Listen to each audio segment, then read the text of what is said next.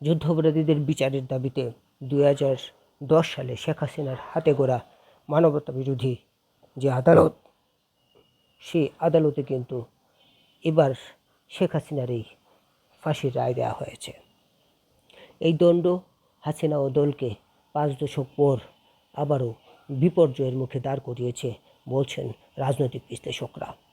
কী হবে আওয়ামী লীগের, কী ভবিষ্যৎ এই প্রাচীন রাজনৈতিক দলটি কি ঘুরে দাঁড়াতে পারবে, নাকি আস্তে আস্তে ধ্বংসের দিকে যাবে? কি বলছে আওয়ামী লীগের অতীত ইতিহাস, কিংবা কি বলছে বাংলাদেশ এবং আঞ্চলিক রাজনীতির ইতিহাস?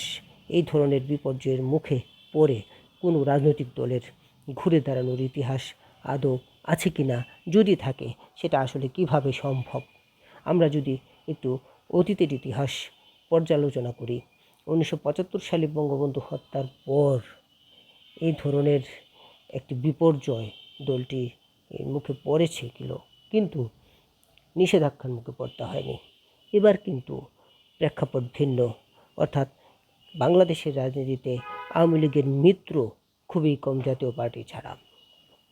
আবার ডক্টর ইউনূস সরকার কিন্তু শেখ হাসিনা কিংবা আওয়ামী লীগের বিরুদ্ধে কঠোর অবস্থানে রয়েছে, যার ধারাবাহিকতায় কিন্তু আওয়ামী লীগের উপর কার্যক্রমে বিধিনিষেধ আরোপ করা হয়েছে। একদিকে বিধিনিষেধ, অন্যদিকে শেখ হাসিনা দণ্ডিত, শেখ হাসিনার অন্যতম মিত্র কিংবা সঙ্গী আসাদুজ্জামান কামালেরও কিন্তু মৃত্যুদণ্ড হয়েছে।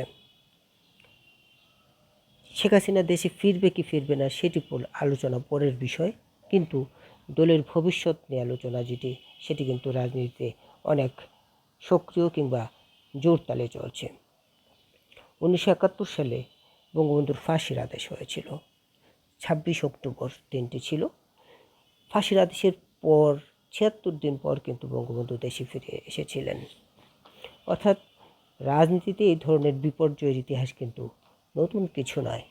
আমরা যদি একটু পেছনের দিকে দেখার চেষ্টা করি, বঙ্গবন্ধু হত্যার পর কিন্তু বাংলাদেশের রাজনীতির ইতিহাস কিংবা মেরুকরণ কিন্তু পাল্টে যায়। তার ঘনিষ্ঠজনদের অনেকেই কিন্তু খুনিদের সাথে সেদিন হাত মিলিয়েছিল।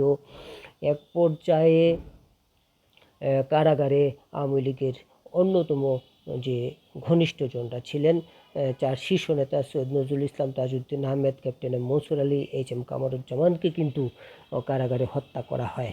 এইটিও কিন্তু আওয়ামী লীগের জন্য একটি বড় ধরনের বিপর্যয় ছিল। সেই বিপর্যয়টি কিন্তু আমরা কাটিয়ে উঠতে দেখেছি।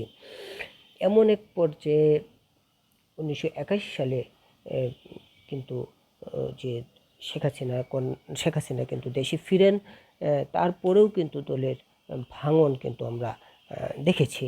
আরেকটি বিষয়, 1981 সালের কিন্তু 13ই ফেব্রুয়ারি হোটেল লিডেনে আওয়ামী লীগের কাউন্সিল হয়েছিল। সেই কাউন্সিলে শেখ হাসিনাকে সভাপতি নির্বাচিত করা হয়। সেই নির্বাচিত করানোর পর 81 সালের 17 মে শেখ হাসিনা দেশে ফিরেন। দেশে ফিরে কিন্তু দলকে ঐক্যবদ্ধ করেছিলেন। আমরা যদি সাম্প্রতিক অতীতে দেখার চেষ্টা করি, সেটি হচ্ছে 1/11 সময় কিন্তু শেখ হাসিনা গ্রেপ্তার হয়েছিলেন।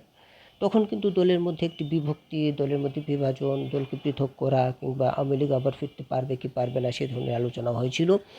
1/11 কেটেছে, অন্ধকার কেটেছে। 2008 সালের 31 ডিসেম্বর যে নির্বাচন হয়, সেই নির্বাচনে কিন্তু আমরা আওয়ামী লীগকে ক্ষমতায় আসতে দেখি।